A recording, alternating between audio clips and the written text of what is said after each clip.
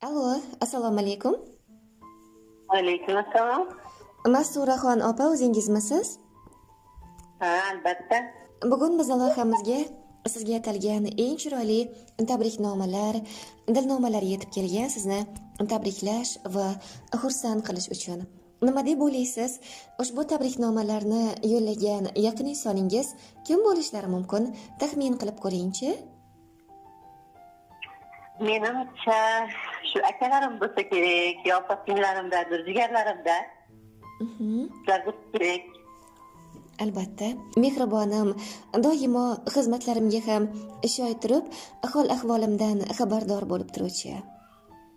Inshaalloh, dadasi va menga jannatlarni tuhfa qilguvchi jannat kalitim jonim qizim. Ilohim, mana shunday go'zal kunlarni yana ko'plarni birgalikda nishonlab yuraylik. Robbim Allohim seni bizni siylagan holatda takror va takror baytlari tomon chorlayversin. Ka'batullohni tavof qilmoqlik bizga ko'p bora nasib ro'z aylasin. Katta rahmat. Ilohim boriga shukr, umrlari uzoq bo'lsin.